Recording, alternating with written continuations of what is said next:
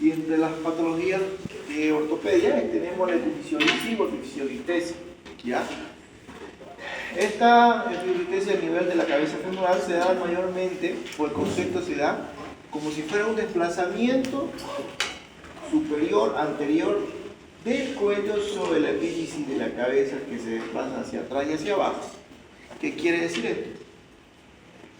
Estas son las epífisis del crecimiento, esta es la cabeza femoral, este es el cuello femoral, ¿ya? Entonces nos dice desplazamiento superior y anterior del cuello, como ven acá, desplazamiento, se está desplazando superior y anterior del cuello sobre la epífisis de la cabeza que se desplaza hacia atrás y hacia abajo, o sea, ambos están en contra, ¿no? Entonces, ¿qué va a haber? Esto es una cadera normal y esta es una cadera que tiene un desplazamiento superior, anterior del cuello y de la cabeza se desplaza hacia atrás y hacia abajo, ¿ya? ¿Ven la diferencia entre esta cadera de acá y esta cadera de aquí? ¿Ya? Aquí hay una epifisiolistesis, ¿ya? O epifisiolisis, la dicen anteriormente hay libros antiguos que dicen que es una epifisiolisis, pero es una epifisiolistesis porque se está desplazando, se desplaza la cabeza. El cuello sobre la cabeza. Es el cuello sobre la cabeza, no la cabeza sobre el cuello. Porque la cabeza está normal, sigue estando en la articulación, si se dan cuenta. Sigue formando la articulación coxofemoral, pero el cuello se está desplazando completamente. ¿Listo? Entonces, ¿cuál debería ser uno de los conceptos? ¿Qué es el desplazamiento? ¿Qué es lo que es?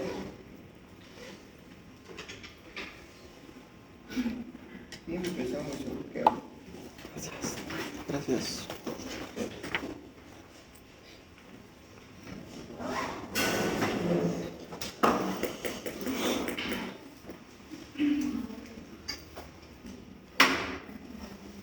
Entonces esto vendría a ser una urgencia ortopédica, quiere decir que sí o sí se tiene que operar a este paciente. Uno, porque van a haber muchas complicaciones a nivel de la cadera, a nivel de la articulación coxofemoral, y le van a haber las complicaciones al momento de que ya el paciente comienza a hacer actividades físicas de impacto. Esto quiere decir que el paciente más o menos a la edad de los 11, 12, 13, 14 años, cuando el niño ya comienza a movilizarse más, va a haber la complicación y se van a dar cuenta que es un hallazgo que se da porque el paciente viene con cojera, con posición antiálgica a nivel de la cadera, después de haber hecho una actividad física, ¿ya? Entonces, la epidemiología se da en edades entre 11 a 14 años a nivel de los niños y en los hombres entre 13 a 16 años. Mayormente en el 60 al 75% de esto vendrían a ser pacientes obesos y que sea bilateral o unilateral, está entre 40 al 20% de cada una de ellas. El fenotipo clásico es un paciente obeso y que presente hipogonadismo, ¿ya? Característico de estos pacientes. También se dice que este trastorno de la cadera es más frecuente en el adolescente, por lo mismo que le dije anteriormente, que el paciente ya comienza a tener más actividades físicas de impacto, ¿ya? La incidencia mayormente se va a dar entre los 11 hasta los 13 años, hasta los 16 años a nivel en caso de los niños, y el predominio vendría a ser en la cadera izquierda y el 25% de esto va a ser la cadera derecha. O las caderas van a ser ambas caderas, dependiendo de qué patologías llega a tener el paciente, qué patologías ortopédicas puede llegar a tener, o tener alguna malformación acompañada de esto. El desplazamiento es ligero, silencioso, va avanzando de a poco, dependiendo del paciente cómo vaya avanzando la vida cotidiana de ellos. Esta incidencia va a variar dependiendo de la raza. Los afroamericanos es más que en los pacientes blancos. El peso va a tomar en cuenta. El sitio geográfico, el sexo masculino es más que el femenino. Y mayormente es la cadera izquierda, como decíamos anteriormente. La etiología es desconocida. Aún persiste controversia para ver cuáles de los tipos deben hacer, ¿ya? La etiología puede ser por mecanismo biomecánico, otros dicen que puede ser por mecanismo bioquímico, otros por la genética completamente.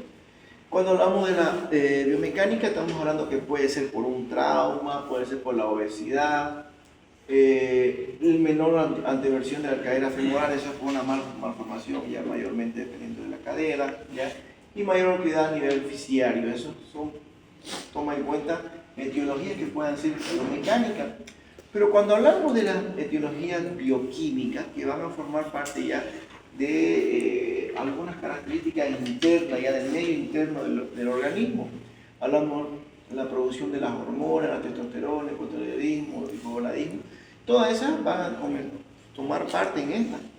El aumento de la proliferación de la capa hipertrófica, también a nivel de la física del crecimiento, y la formación más del estrógeno que estabiliza la capa hipertrófica. Esto quiere decir que ¿por qué le da más a los hombres que a las mujeres? Porque es esta hormona de acá, ya, el estrógeno, que trata de calmar o disminuir el procedimiento del desplazamiento del cuello sobre la cabeza, ¿ya? Por este tipo de estabilizadores de la capa hipertrófica. Entonces, si en el examen yo le pregunto cuál vendría a ser la hormona que ayuda a que no haya un desplazamiento de la cabeza, del cuello sobre la cabeza, sería el estrógeno, ¿ya? Por eso es que mayormente lo van a ver en los jóvenes, en los hombres, en el sexo masculino que en el sexo femenino y en los gorditos, ¿ya?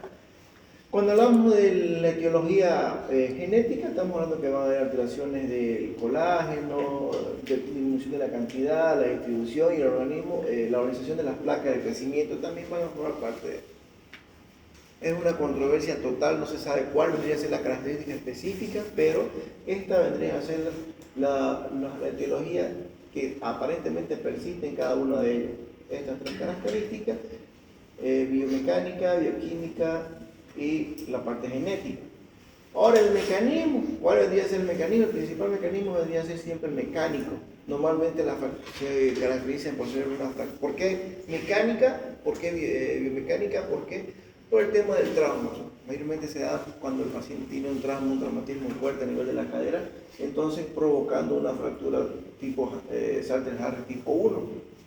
No sé si se acuerdan, son las fracturas que van a afectar a nivel de la placa de crecimiento. Esto va a haber una fuerza de ensayamiento, que esto va a debilitar la estabilidad anatómica de la física del crecimiento, ¿ya? Y va a provocar una ruptura o una fractura, microfractura a nivel del periósteo de la cabeza del cuello. ¿Cuál es la clínica? La clínica, el paciente viene con dolor, viene con claudicación, viene con cojera. Así va a llegar el paciente a la consulta, o lo van a ver alguna vez ustedes. Especialmente siempre el médico general llega a valorar primeramente al paciente y después llega a hacer a las manos del traumatólogo. Entonces, estas características son importantes. La marcha claudicante, la rotación externa del miembro, casualmente siempre es la característica más importante en esto, porque el paciente viene con cojera y con las piernas rotadas ahí, así va caminando. Esa es su posición, ¿ya? Ahí tenemos una imagen de cómo hacer el examen físico en un paciente con una episiolistesis, una episiolisis, y la caminata que va a tener el paciente. Esta marcha claudicante, esta marcha de rotación externa, vendría a ser una prueba de Trendelenburg, en la cual el paciente tiene una desviación al momento de terminar la caminata. Al examen físico, característico, el signo de Breimann, en la cual uno quiere flexionar la pierna, flexionar la cadera sobre el muslo sobre la cadera, y hay un bloqueo articular y hay una rotación externa del miembro, como lo vemos en este momento. Paciente, aquí el médico está haciendo la flexión del muslo sobre la cadera, ¿ya? Y va a provocar un bloqueo articular, no va a dejar de que la cadera, el muslo sobre la cadera haga la flexión normal. Este es el signo de Breimann. Característico, miren. Va a haber netamente una rotación externa en la cual va a bloquear la articulación del coxo femoral. Según la clasificación, dependiendo de la clínica, vamos a hablar de 4 tipos de presentaciones clínicas. Puede ser que haya un desplazamiento, un predesplazamiento de la física de crecimiento, en la cual va a provocarnos fatiga, cojera, dolor a la actividad física. El paciente va a comenzar a tener actividades físicas ya normal de impacto. Aparte que es gordito, ¿ya? Mayormente porque es gordito uno achaca de que por qué le duele la cadera, ¿no? Entonces, esta es una característica de casi siempre a todos, hasta nosotros cuando estamos un poquito pasados de peso hacemos ejercicio y nos duele, ¿no? Todo. Lo mismo va a pasar en estos niños, en estos adolescentes. A la actividad, aumento de la actividad física, va a haber debilidad, cojera y dolor a nivel de la cadera. Cuando hablamos de que este es un desplazamiento ya agudo, más o menos entre 10 al 15%, el paciente va a tener dolor de esta misma clínica menos de 3 semanas con remodelamiento fasciario y limitación a la rotación. Quiere decir que toda esta clínica la va a tener hoy y aquí en 3 semanas va a seguir con la misma clínica, ¿ya? Y va a tener más rotación externa del miembro. Esto va desde la parte aguda, más o menos entre 10 al 15%. El 85% mayormente es crónico. No llega con todo esto. Tienen más de 3 semanas de evolución que presentando este mismo dolor más el signo de dolor. En algunos casos va a haber una aguda sobre crónica, ya pasa el dolor después de las 3 semanas, después vuelve con la otra actividad física de impacto fuerte y vuelve otra vez, se reagudiza el cuadro clínico. Entonces, así viene el paciente. Esta es la clasificación de la clínica del paciente que tiene una epifisiolistesis o epifisiolisis de la articulación coxofemoral. Entonces, ¿cuál es la característica importante en la última fase? Que va a haber un remodelamiento fasciario y imposibilidad de estar en la bipedestación. Y quiere decir que ya el paciente que tiene un cuadro crónico mayor de 1 mes, 2 meses, el paciente ya no va a poder sostenerse de pie, ¿ya? Por el dolor que ha presentado. ¿Cuál es el estudio específico que nosotros solicitamos para ver el desplazamiento del cuello sobre la cabeza hacia superior y anterior y la cabeza hacia abajo y hacia anterior? Debería ser una radiografía panorámica de pelvis en la cual nosotros vamos a evaluar la parte fasciaria. Vamos a evaluar todo lo que vendría a ser la física del crecimiento y el desplazamiento que tenga o no. Y para eso nosotros vamos a utilizar la línea de Klein, en la cual vamos a trazar una línea en todo el borde superior del cuello, ¿ya? Cortando la cabeza en 1/3 de la cabeza, vamos a cortarla y nos va a definir de que esta vendría a ser una cadera y un cuello normal. Vamos a buscar el signo de Spill, en el cual es un borde superior, una blancura que vamos a encontrar a nivel de la física de crecimiento, en la cual esto nos llama que es la remodelación metafisiaria que le decía anteriormente en el anterior slide. Entonces, y tenemos el signo de slide que va a haber un desplazamiento leve, pero lo vamos a encontrar en rayos X. Y hay otro tipo de clasificación en la cual nos va a decir, dependiendo de la radiografía, cuántos tipos de desplazamiento tiene y cuál vendría a ser más o menos el tratamiento que podemos tener con estos pacientes. En grado 1 va a haber un ensanchamiento y va a haber un pequeño desplazamiento de la física de crecimiento. El grado 2 un desplazamiento menor a 1/3, como vemos acá, 1, 2. El 3 un desplazamiento mayor a 1/3. ¿Ya? Y el número 4 un desplazamiento mayor al 50% de toda la física de crecimiento. ¿Ya? Como vemos aquí, esta debería ser la cabecita, como ven en este esquema. Estos son los tipos de desplazamiento. Esta es la cabeza femoral para que todos se den cuenta. Y aquí está el desplazamiento del cuello sobre la cabeza. Esta clasificación nos va a ayudar para ver el tipo de desplazamiento según la radiografía que nosotros estamos solicitando. Otro tipo de radiografía que podemos solicitar también para poder variar y tener una mejor evolución, mejor diagnóstico, vendría a ser una radiografía en ranita, ¿ya? O de Lowenstein, en la cual también vamos a sacar la angulación que pueda tener. En este caso vamos a buscar el desplazamiento de la física de crecimiento, midiendo el porcentaje del ángulo de Sowit, en la cual vamos a tener desde leve, 30 grados, moderado de 30 a 50 grados y por último el grado 3 que vendría a ser grave, mayor a 50 grados. Esta vendría a ser la angulación de Sowit. Pregunta de examen también. Los estudios de gabinete que podíamos solicitar, como le dije anteriormente, vendrían a ser las radiografías de Lowenstein de ranita o también las panorámicas de pelvis. Esta es una panorámica de pelvis con su línea de, ¿qué se llama? Línea de Klein. De Klein, ya. Que vamos a buscar también la línea de Klein, aparte de eso, vamos a buscar la blancura de Spill, ¿eh? Ya. Entonces, estas son las características que nosotros podemos encontrar. Otro estudio que podemos solicitar, se dice, vendría a ser las ecografías, las tomografías, resonancias magnéticas y la gamografía. Un estudio más específico cuando tengamos alguna duda, a que tenga otras características, otras patologías o otras deformidades. ¿Ya? Ahí tenemos una imagen en la cual vamos a ver el desplazamiento con una tomografía.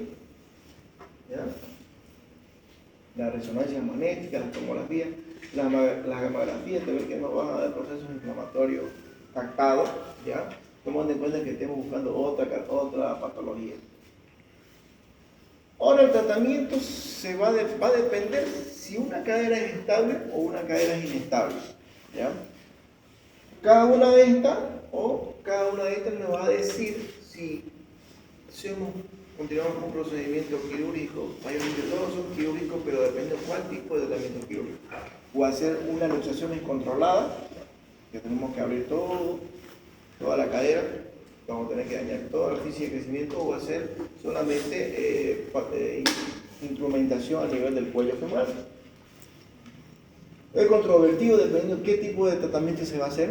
Se dice que las estables, que tienen que tener un desplazamiento menos del 50%, se puede hacer una fijación in situ.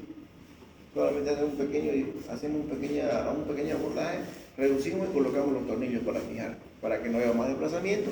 Pero esto cuando tenemos un paciente con un desplazamiento menor del 50%, al 65% dicen el libro, pero ya estamos llegando a los porcentajes menores al 50%. Y cuando nos toca una especialistesis con mucho desplazamiento, hablamos de una reducción abierta, una reducción de toda la física de crecimiento, sea una luxación controlada. Vamos a luxar toda la cadera, vamos a sacar toda la superficie que tiene la anatomía de la cadera y vamos a comenzar ahí a fijar. Como por ejemplo, esta es una fijación in situ, solamente un pequeño abordaje, una reducción y colocamos el tornillo directamente así como esté. ¿Ya? Si tenemos un desplazamiento menor al 50%. Si tenemos desplazamiento severo, ahí sí vamos a tener que una presión limitada, una deformidad en la rotación externa, vamos a tener que realizar osteotomías intertrocantéricas para poder realizar la luxación controlada, porque aquí lo que vamos a hacer es una luxación controlada. Vamos a controlar hasta dónde vamos a poder luxar la cadera. Son cirugías grandes, 2, 3, 4, 5 horas con una cadera abierta de un niño. Hablamos de que tenemos las luxaciones controladas. ¿Cuál vendría a ser esto? Mayormente se realiza en pacientes que vendrían a ser de agudo a crónico, con las caderas inestables, con desplazamiento de moderado a severo. Y las ventajas de esta es la descompresión capsular que vamos a realizar. La reducción anatómica que tenemos que volver a tener con la cadera o con el cuello femoral, ¿ya? Y el porcentaje, el problema de esto, que es una de las ventajas, y un menor porcentaje de necrosis vascular. ¿Cuál es la característica de las desventajas? Que esto vendría a ser una técnica demandante, quiere decir que tiene que hacerlo una persona que tenga mucha experiencia, porque al momento que puede salir algo mal, podemos haber una necrosis vascular de toda la cabeza femoral. Estamos hablando de que ya va a haber un daño a nivel de la cadera. Esa cadera no va a crecer más, probablemente llegue a utilizar una prótesis. Entonces, es demandante según un ranking de la técnica que podamos realizar. ¿Cuál es el tratamiento? Entonces dijimos ya que cuál se te podía utilizar. Podíamos hacer un in situ o podíamos hacer una reducción abierta con una luxación controlada. ¿Cuál es el material adecuado que vamos a utilizar? Los clavos, dependiendo de las incisiones, la orientación del ángulo de software que no vamos a utilizar, las perforaciones para las corticales y los tornillos canulados que tenemos que utilizar para la fijación de la misma y la reducción. En algunos casos hacemos osteosíntesis con clavos Steinmann, cuando no hay las posibilidades de tener los clavos canulados, que son un poquito más caros. Como vemos acá, ahí la reducción, colocamos unos clavitos. En otros casos se han colocado solamente clavijas de Kirchner, dependiendo del tipo de desplazamiento también. Estos son los tratamientos in situ. O por último hacemos las luxaciones controladas, realizando diferentes tipos de osteotomía. Aquí se realiza la osteotomía trocánter mayor para poder hacer la fijación y la luxación controlada. Bueno, esta vendría a ser la posición específica para que haya una buena reducción y una buena evolución del paciente. Después de hacer tratamiento quirúrgico, no acaba el tratamiento. En los momentos específicos, los momentos cruciales, vendría a ser el postquirúrgico de que haya una buena evolución y que no haya una necrosis avascular. Entonces hay que tratar de dañar lo menos posible la física de crecimiento.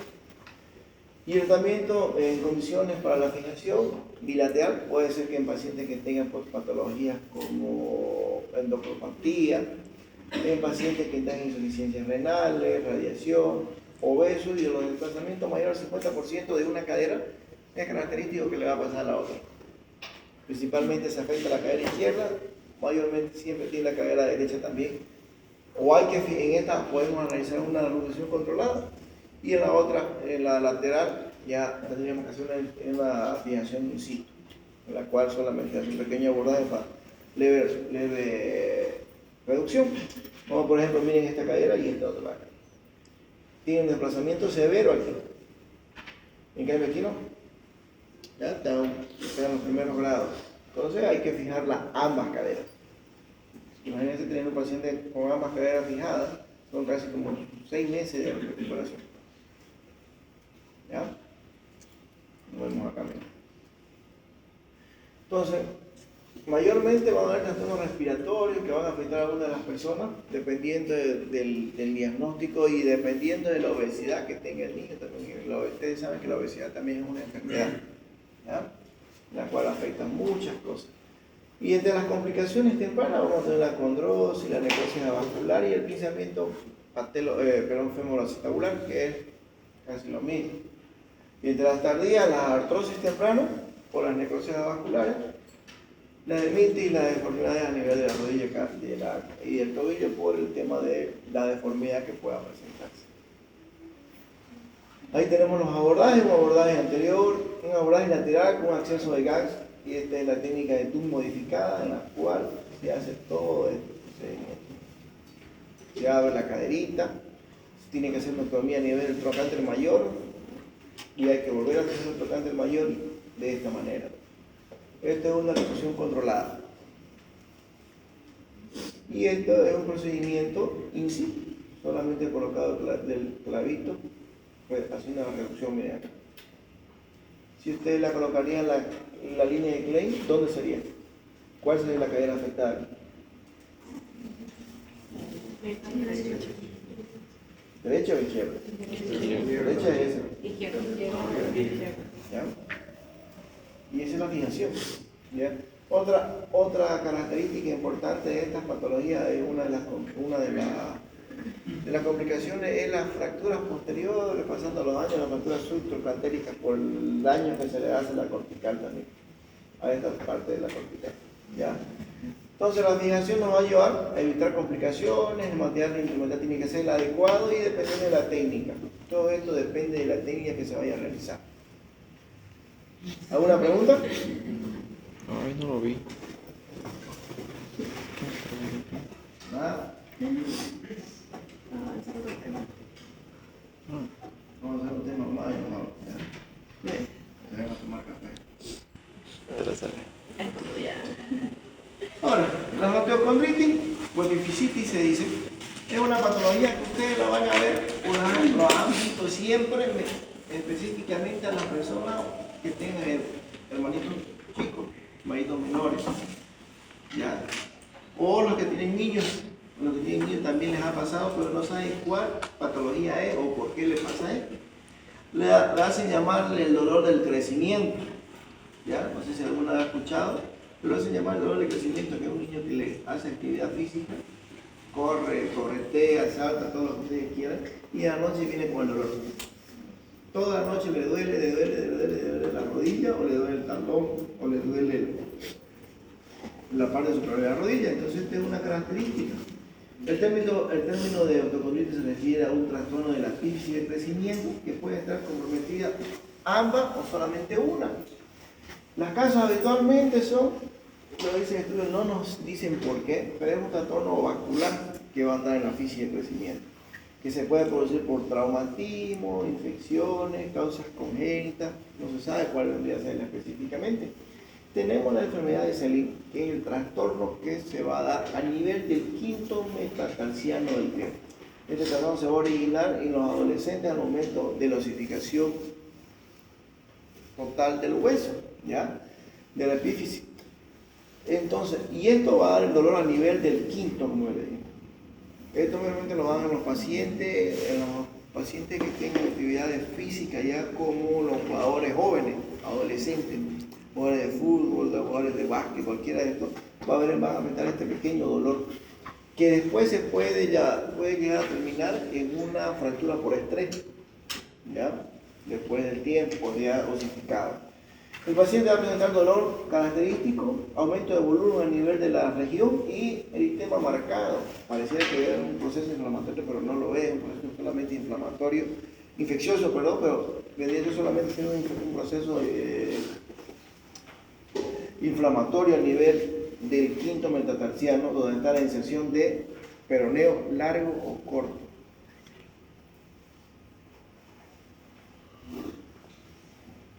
A ver, alguien que sepa anatomía. En inserción del peroneo corto, ¿ya? Entonces, esta imagen, usted le pide una radiografía de pie, AP y oblicuo, usted va a ver esta imagen, característica de una enfermedad de Selin. Proceso inflamatorio en la superficie de la epífisis de crecimiento, en el momento de que haya ya la osificación total. Característicos cada una de ellas. ¿Ya? Hay otra patología que se llama Osgood-Schlatter, que esta es una osteocondritis que se va a el dolor a nivel de osificación a nivel de la tuberosidad anterior de la tibia. ¿Ya? En este lugar de acá. Es el lugar donde más característico es el dolor en los niños. Se llama Osgood-Schlatter, también proceso inflamatorio. ¿Por qué? Porque hay tensión en la inserción del tendón rotuliano. ¿Qué quiere decir? El niño va corriendo, el niño se desarrolla rápido y mayormente se da en los niños que están creciendo rápido. Ustedes se van a dar cuenta que hay niños que crecen rápido por la misma actividad que realizan. Entonces, el tendón va traccionando con mucho más fuerza. Entonces, en algunos momentos, ese tendón, el momento donde la inserción comienza a traccionar tan fuerte que puede hasta romper la física de crecimiento a nivel de la TAT o la tuberosidad anterior de la tibia. Se caracteriza de las causas en los niños que tengan actividades físicas o deportistas, y esto va a ser el resultado de una tensión tensiva a nivel de la inserción del tendón rotuliano, característico en esta región el dolor. ¿Ya? Puede llegar a la desinserción total del tendón rotuliano o a la fractura, y la física de crecimiento puede llegar. ¿Ya? Eso ya en pacientes más adultos, o sea, más adolescentes, en el cual sigue teniendo este mismo dolor. Y en algunos casos, algunos de ustedes decían en la época cuando tienen 20 y algo, cuando tenían hace 12 años menos, imagino que le ha dolido también. Pero para los que se acuerdan, ¿no? Otra característica, siempre posterior a una actividad física. ¿Ya? Siempre el dolor comienza posterior a una actividad física. Va a haber aumento de volumen.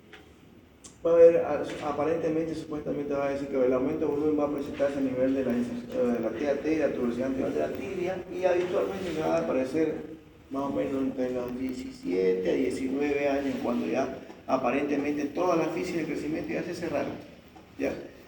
O sea, es un paciente que lo van a tener desde los 12 años hasta los 18. Bueno, que la parte traumatológica infantil es hasta los 15, entonces ya pasa con el traumatólogo general. ¿Ya? Eso vendría a ser el Osgood-Schlatter, que es lo más característico, el que lo van a ver, o cuando tengan niños ustedes se van a dar cuenta de quién estoy hablando. ¿Ya? Esto se puede diagnosticar en adolescentes jóvenes que tengan actividades físicas. Característico solamente el estudio que se vamos a necesitar en este caso solamente son las radiografías AP y laterales para ver que no haya mucho desplazamiento o que se haya un desplazamiento o una fractura fasciaria de la TAT, de la tuberosidad anterior de la tibia. Entonces, ¿qué es lo que va a haber? Aumento de volumen. Se van a dar cuenta que hay una bola a nivel de la inserción del tendón rotuliano. Tratamiento solamente vendría a ser reposo. Pueden tomar antiinflamatorio y todo eso, pero el reposo, que le puede durar hasta 2, 3 semanas, hasta un mes para que calme el dolor.